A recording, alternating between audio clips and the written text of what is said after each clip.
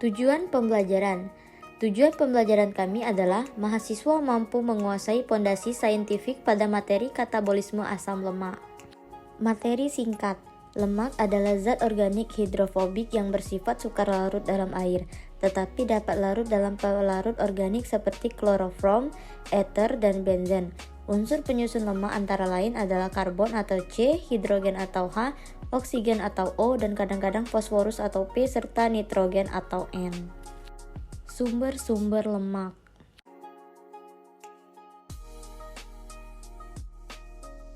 Margarin. Margarin ialah zat aditif pengemulsi pengganti mentega buatan yang dibuat dari minyak nabati dan tambahan unsur hidrogen.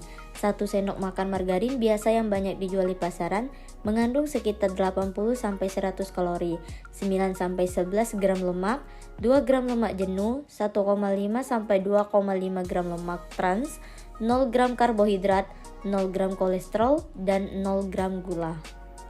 Selanjutnya keju. Keju adalah makanan yang dihasilkan dengan memisahkan zat-zat padat dalam susu melalui proses pengentalan atau koagulasi. Besaran kandungan lemak dalam keju tergantung pada jenis susu yang digunakan.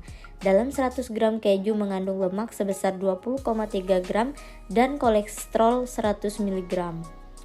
Berikutnya kuning telur. Kuning telur mengandung air, protein, lemak, dan beberapa mineral. Lemak yang terdapat pada kuning telur lebih banyak daripada putih telur, yaitu mencapai 32%. Lemak pada telur 30 detik terdiri dari trigliserida atau lemak netral, fosfolipida atau umumnya berupa lecitin, dan kolesterol. Asam lemak utamanya adalah asam oleat, palmitat, linoleat, dan asam stearat. Yang terakhir yaitu kacang tanah. Kacang tanah adalah kacang-kacangan yang mengandung lemak yang cukup tinggi. Kandungan lemak pada kacang tanah per 100 gram adalah 49 gram. Kandungan asam lemak khususnya oleat dan linoleat. Kadar lemak total berkisar 36,4-46,5%. Sebagian besar lemak tersebut mengandung asam lemak tak jenuh, terutama asam oleat dan asam linoleat.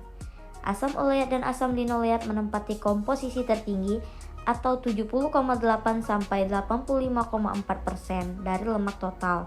Kandungan rata asam oleat, linoleat, palmitat, bahenat, dan arashidat masing-masing 37,7%, 41,2%, 12,5%, 3,6%, dan 3,0% dari total asam lemak. Uji lemak. Uji ini terbagi menjadi 5, yaitu yang pertama, uji penyabunan. Uji ini bertujuan untuk mengetahui terjadinya hidrolisis pada minyak oleh alkali. Yang kedua yaitu uji akrolein. Uji ini bertujuan untuk menentukan keberadaan gliserin atau lemak dengan parameter bau akrolein seperti bau alkohol. Yang ketiga yaitu uji pembentukan emulsi. Uji ini bertujuan untuk mengetahui terjadinya pembentukan emulsi dari minyak. Yang keempat yaitu uji kelarutan. Uji ini dapat diperoleh dan ditentukan melalui pengamatan secara langsung dengan memasukkan pelarut seperti alkohol. Yang terakhir yang kelima yaitu uji ketidakjenuhan. Bertujuan untuk mengetahui asam lemak yang diuji apakah termasuk asam lemak jenuh atau tidak jenuh dengan menggunakan reaksi Lotho. Katabolisme asam lemak. Katabolisme asam lemak adalah proses pemecahan lemak menjadi gliserol dan asam lemak yang berlangsung di membran luar mitokondria. Tujuan utama katabolisme ini adalah untuk membebaskan energi yang terkandung di dalam senyawa sumber. Tahapan katabolisme. Yang pertama yaitu aktivitas asam lemak di sitoplasma. Asam lemak yang terdapat pada sitoplasma harus diaktifasi terlebih dahulu menjadi asam lemak CoA sebelum masuk mitokondria. Asam lemak difosforilasi dengan menggunakan satu molekul ATP dan diaktifkan dengan asetil CoA menghasilkan asam lemak CoA, AMP, dan pirofosfat inorganik. Yang selanjutnya yaitu pengangkutan asam lemak CoA dari sitoplasma. Asam lemak tidak dapat menembus membran mitokondria. Molekul tersebut harus dibawa oleh pembawa yang disebut karnitin. Asam lemak CoA akan berikatan dengan karnitin membentuk asam lemak karnitin dan menembus membran mitokondria. Di dalam mitokondria, asam lemak karnitin akan bereaksi dengan koenzim A sehingga terbentuk asam lemak CoA dan karnitin kembali. Karnitin kemudian akan keluar mitokondria untuk membawa asam lemak CoA yang lainnya. Asam lemak jenuh dan asam lemak tak jenuh. Asam lemak jenuh memiliki beberapa contoh, yaitu yang pertama asam asetat, yaitu hasil akhir produk mayor fermentasi organisme rumen dan sekum herbivora. Yang kedua yaitu asam propionat, yaitu salah satu hasil akhir produk fermentasi karbohidrat organisme rumen dan sekum herbivora. Selanjutnya asam butirat, asam palerat, dan asam kaproat, yaitu jenis lemak pada butter, salah satu hasil akhir produk fermentasi karbohidrat organisme rumen. Selanjutnya asam laurat, yaitu asam lemak pada kayu manis, biji palem, minyak kelapa, dan butter. Selanjutnya asam miristat, yaitu asam lemak pada pala, biji palem, minyak kelapa, dan butter. Selanjutnya asam palmitat dan asam stearat, yaitu lemak yang umum pada tanaman dan hewan.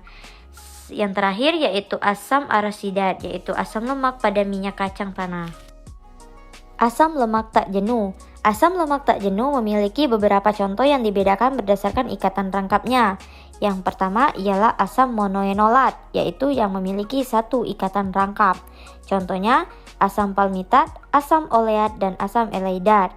Yang kedua yaitu asam dienolat, yaitu yang memiliki dua ikatan rangkap. Contohnya adalah asam linoleat.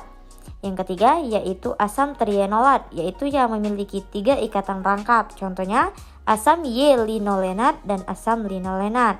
Yang keempat yaitu asam tetraenolat, yaitu yang memiliki 4 ikatan rangkap.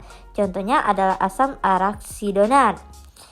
Yang terakhir yaitu asam pentaenolat, yaitu yang memiliki 5 ikatan rangkap. Contohnya adalah asam timnodonat dan asam serfonat. Kesimpulan, jadi dapat disimpulkan bahwa lemak adalah zat organik hidrofobik yang terdiri dari unsur penyusun karbon atau C, hidrogen atau H, oksigen atau O, fosforus atau P, serta nitrogen atau N. Katabolisme lemak ialah proses pemecahan lemak menjadi gliserol dan asam lemak yang berlangsung di membran luar mitokondria. Tahapan katabolis lemak yakni aktivasi asam lemak di sitoplasma, pengangkutan asam lemak CoA dari sitoplasma, reaksi B oksidasi, dan tahap oksidasi asam palmitat.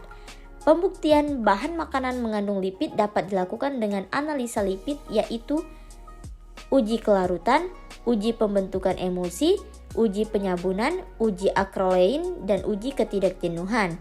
Contoh makanan yang mengandung lemak atau lipid antara lain margarin, keju, kuning telur, dan kacang tanah. Lipid atau lemak disusun oleh asam lemak yang berdasarkan ikatan kimianya dibagi menjadi 2, yaitu asam lemak jenuh dan asam lemak tak jenuh. Baiklah, demikianlah video dari kelompok 5 biokimia kelas Palembang. Terima kasih.